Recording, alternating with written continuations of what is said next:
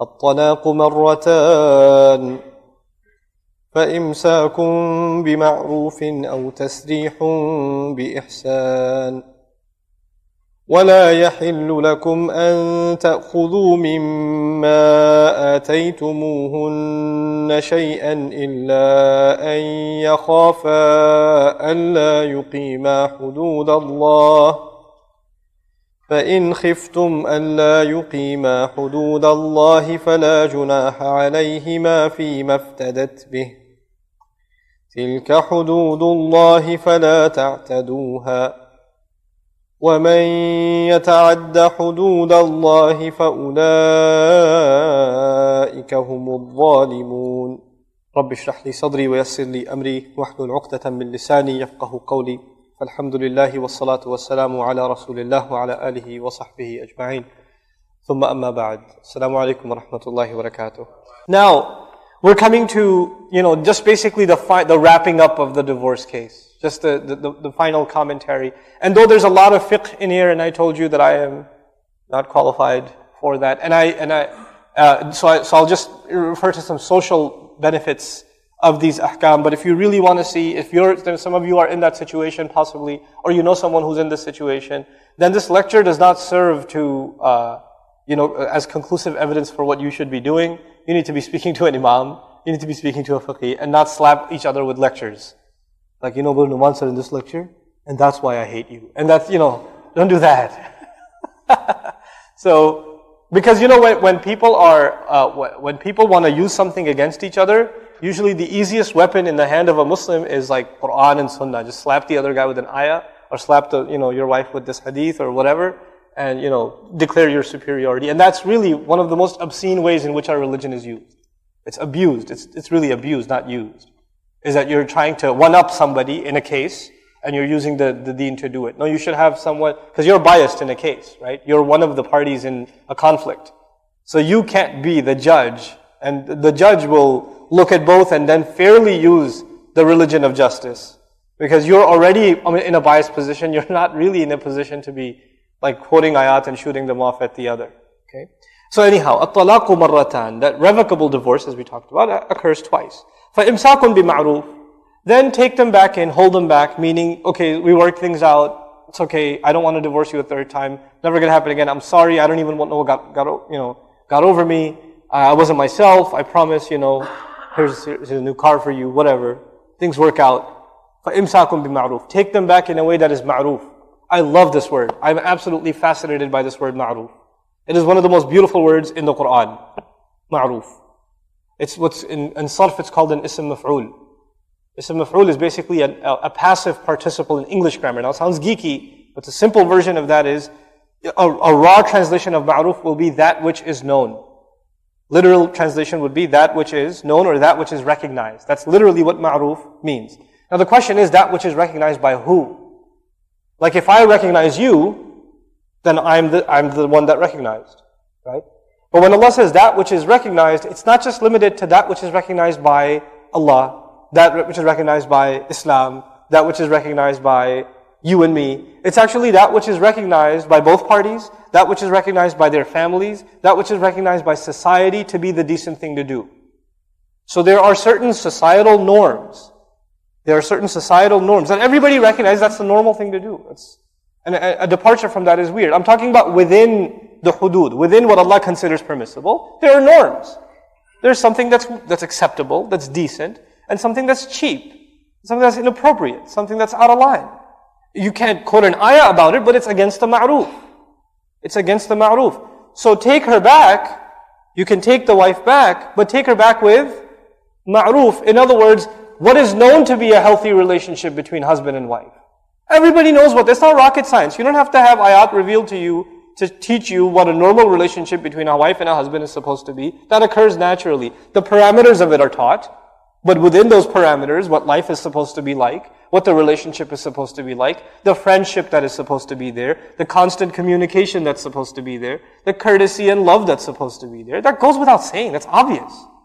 And it's obvious, and if it's obvious, it's called what? Ma'ruf. It's called ma'ruf. So take her back, but if you take her back, but you're holding a grudge, and she's holding a grudge, and you're not like you were, and you say, oh, I'm scarred. I don't know if I can do this. Then don't take her back. If you can't do ma'ruf anymore, then let it go. If you can't be normal anymore, then you're setting yourself up for more trouble. So both parties have to be clear that we're starting fresh. And there's a Western concept that I want to familiarize you guys with that we're very impressed with. And it's become a global phenomenon now, which is I'm scarred by someone. I'm scarred by something, I can't get over it. You ever heard that phrase, I can't get over it? Right? So somebody hurt you emotionally, or you went through a traumatic experience, or you've had a bad dealing with somebody or whatever, and now there's no way you can move past it. It will be there somewhere, this scar that never heals. It's always going to be there, and you cannot possibly rectify the relationship with them. And even if you do rectify the relationship with them, it's not like it used to be. It's like the car when you replace the engine. It's just not the same. Something's off, right? Actually, in our religion, interestingly enough, we have the concept of starting fresh. We have the concept of removing all scars. And in Islam, it's interesting, this is where Islam sort of has something to say about psychology. In Islam, in the Quran, Allah has told us certain interesting things about psychological trauma. Kinds of things that people can't get over.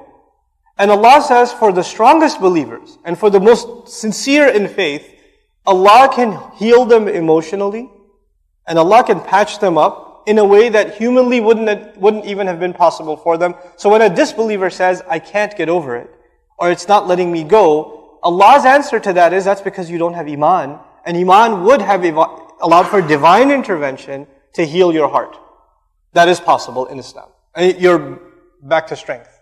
I'll give you just one example off on a tangent, just to explain this point, because, obviously divorce is a scarring thing.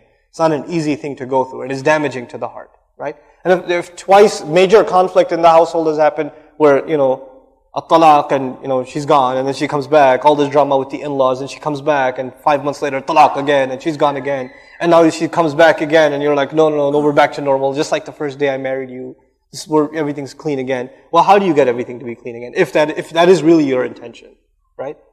In the case of Musa alayhi salam, if you think about traumatic situation, in the case of Musa alayhi salam's mother, she puts her child, in the river.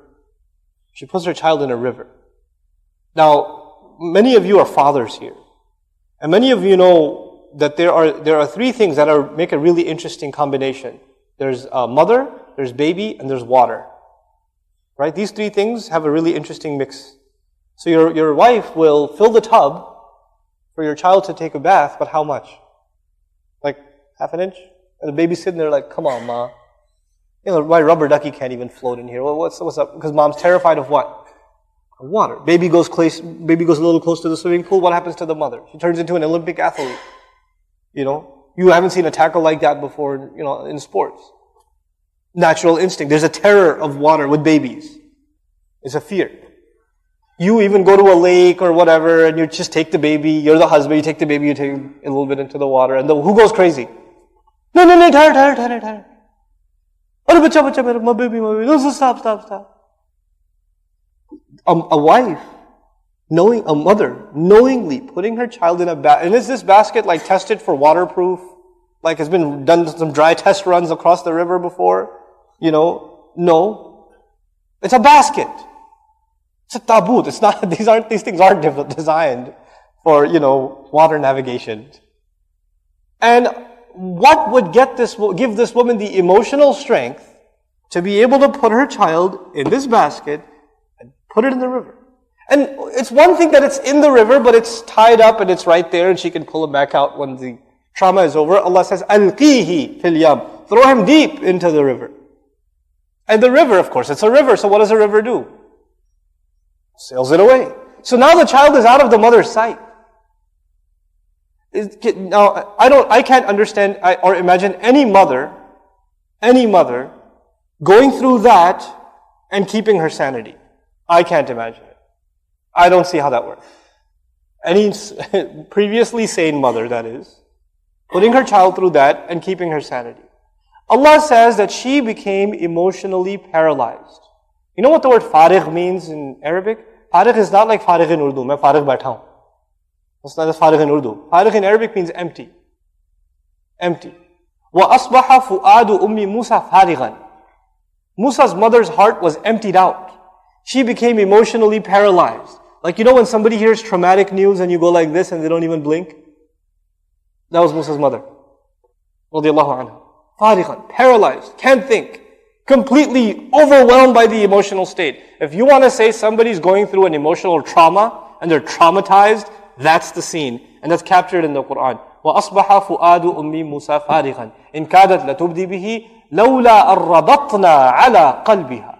Had we not firmed her heart. Who gave emotional stability to this woman so she could come back to her senses and then tell her daughter, get out there and follow him? She was not even in her mind anymore. Allah says her heart was emptied out. But then Allah says, we ourselves firmed up, tied up her heart. It's like her heart was going to shatter. And Allah tied it up and held it in place. رَبَطْنَا عَلَى قَلْبِهَا. Then, even though that's not my subject now, I just want to share with you one of the remarkable beauties of that ayah. It's one ayah and it has two words for the heart. فُؤَادًا and qalb. وَأَصْبَحَ فُؤَادُ أُمِّ مُوسَى فَارِغًا لَوْلَا أَرَّبَطْنَا عَلَى قَلْبِهَا. Fu'ad is used from fa'ada or fa'id. Fa'id means something that's inflamed, something that's burning. Lahmun fa'id is used for barbecue meat. That's what it's, when you open flame and you stick the meat in there like that on a stick, that's called lahm fa'id. Fa'id is used for the heart that is on fire. If you're really excited, it's not qalb, it is what? Fu'ad. If you're terrified, it's fu'ad. If you're really angry, it's fu'ad. If you're really happy, it's fu'ad. Any overwhelming emotional state, and your qalb is not called qalb, it is called fu'ad. Now, just the word fu'ad indicates that she's not in a normal emotional state. She's not in a normal emotional state. And yet, when Allah intervenes and calms her down, what does He say? لَوْلَا أَرَّبَطْنَا عَلَىٰ قَلْبِهَا. He calms her heart down, it's normal heart again. She's back to normal. She's able to move on. Subhanallah.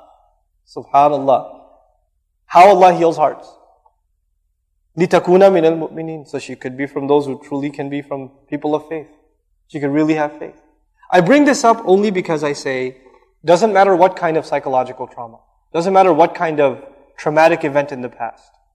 There is a concept in our religion of real iman and real turning to Allah, and you will get over those emotional scars and you will start fresh in life. You'll be able to do it. Absolutely. And this is one of those gifts that Allah only gives. One of these psychological remedies that Allah only gives to the people of Iman. Allahumma ja'alna minhum. Right? Because the people that don't have Iman will take pills, and they will go to therapy, and they will see a counselor, and they will consider, they'll go into depression, and they will not find a way out of this. And Allah will give this hal, this way out to the people of Iman. And this is one of those situations of divorce. Allah says, فَإِمْسَاكُمْ بِمَعْرُوفٍ. Take them back in a decent way. أَوْ تَسْرِيحٌ. Or let them go. Or let them go. بِإِحْسَان. In the best possible way. With ihsan. And ihsan before Islam used to mean goodness. But this is Madani Quran now. Everybody knows what ihsan is by now. Ihsan means the best possible way. So if you're going to divorce her, leave her on the best possible terms. Be on your best possible behavior. Not your worst possible behavior. No, I was in New York 3 weeks ago. And I just turn into a photographer when I go to New York, because you see the weirdest things and you just have to take a picture just to remind me that that's where I used to live.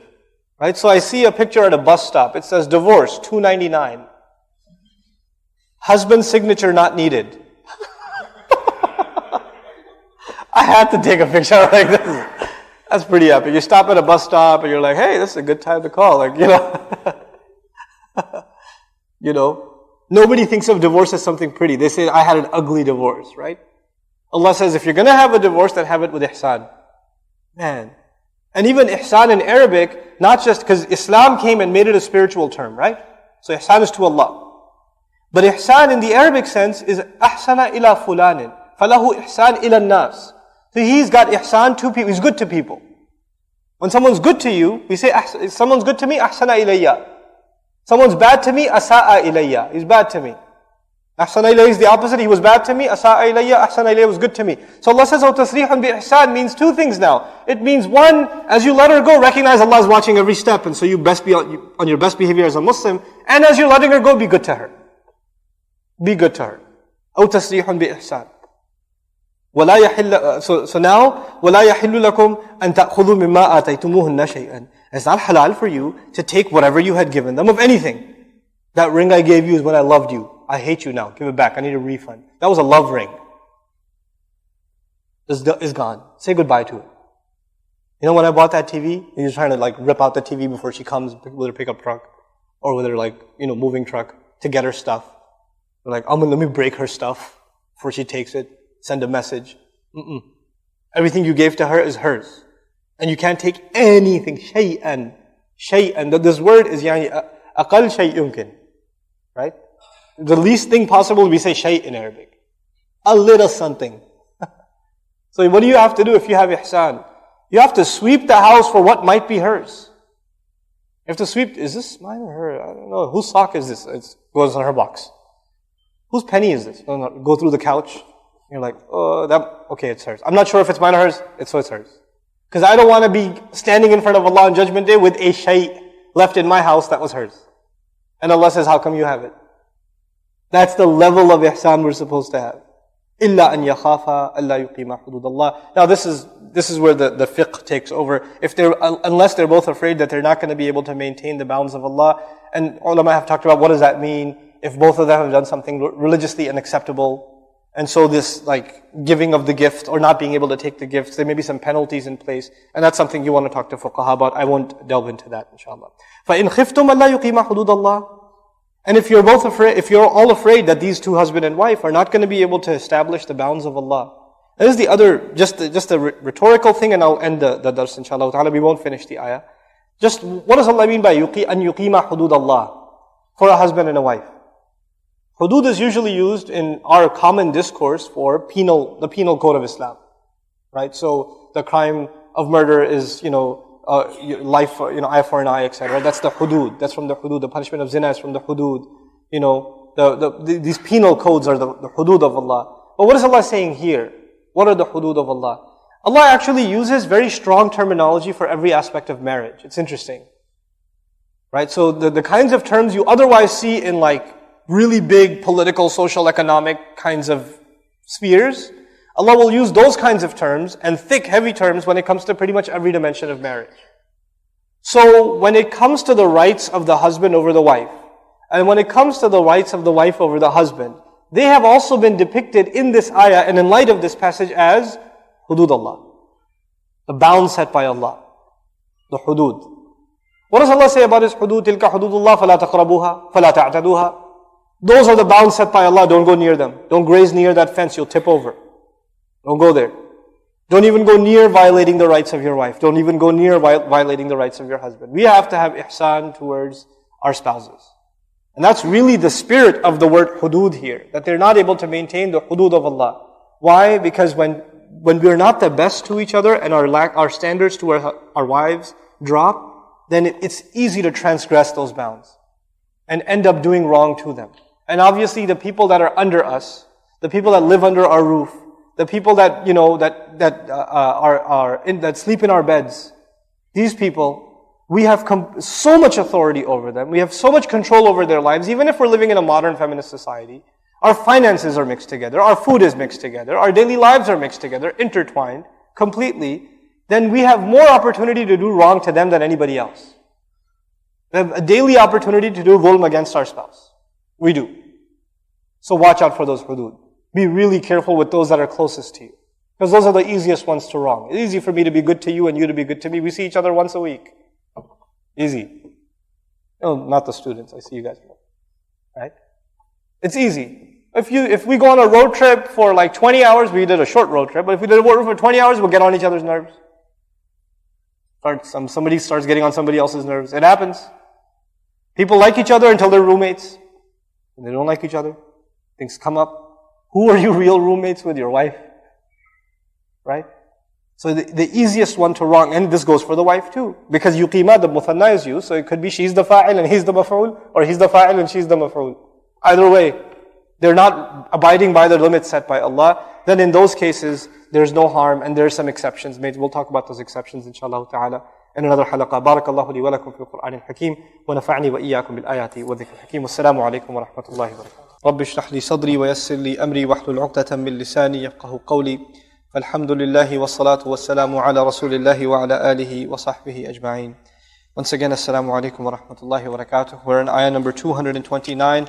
My intention is to go a little quickly and go through the ayat of divorce and have brief commentary on them, because as I mentioned to you before, the fiqh of these ayat, if the situation pertains to you in your personal life or a family member or someone you know, really the responsible thing to do is to sit with an imam, to sit with a faqih, and to understand the ahkam properly, because these are related to life situations. So discussing them in theory is, and trying to apply them to a real life situation can be very dangerous, especially if not coming from a faqih. So in any case, let's just pick up from where we left off. I'll repeat some things I've said before. At-talaqu marratan. Talaq, revocable divorce that can be taken back, occurs twice. فَإِمْسَاكٌ بِمَعْرُوفٍ أَوْ تَسْرِيحٌ بِإِحْسَانٍ. So either you take the female back, your wife back, in a decent way. You hold her back. In other words, you maintain the marriage in a way that is ma'roof. Everybody knows that that's the right way a marriage should look. أَوْ تَسْرِيحٌ بِإِحْسَانٍ. Or if you're going to let her go in the best possible way. It's interesting that of the two things, ma'roof is a standard for keeping her back. And for letting her go, Allah uses ihsan. So He doesn't say imsakun bi ma'roof or tasrihun bi ma'roof. He didn't say that. He said imsakun bi ma'roof wa tasrihun bi ihsan. Because when you let the wife go, in other words, divorce is done, then Allah expects even more good from you. Because this is a time when people show their worst behavior. So even ma'roof is not enough. Because in the ma'roof also, some ulama say that divorce is generally ugly. Ma'roof means what is known, what's commonly the norm in society.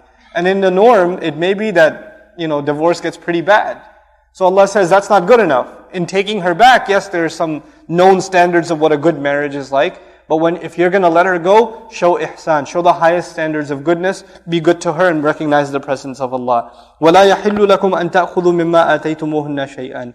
It's not permissible for you to take anything that you may have given, from anything. مِمَّا آتَيْتُمُوهُنَّ. Not even مَا آتَيْتُمُوهُنَّ, مِمَّا آتَيْتُمُوهُنَّ. Mimma means like you gave her a necklace, or you gave her some rings, or you gave her some diamonds, you can't even take one of them. Or if you had a necklace, you can't even take a piece of it. You can't take any piece of what you gave them. Like, you gave her a PlayStation and you keep one controller, you can't do that.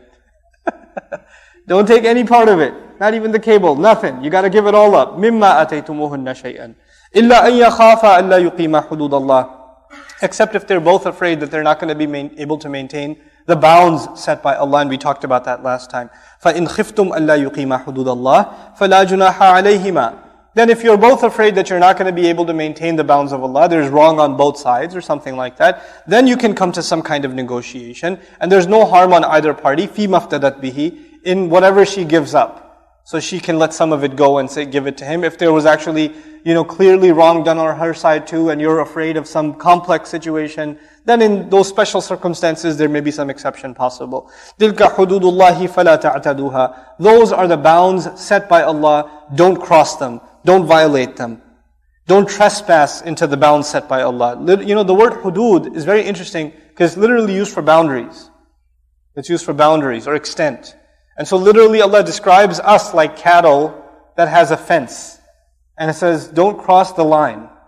Don't graze these boundaries. So don't go past them. فَلَا تَعْتَدُوهَا وَمَنْ يَتَعَدَّ حُدُودَ اللَّهِ فَأُولَٰئِكَ هُمُ الظَّالِمُونَ. Whoever crosses the bounds set by Allah, then they in fact are the ones that are the wrongdoers. May Allah not make us from them.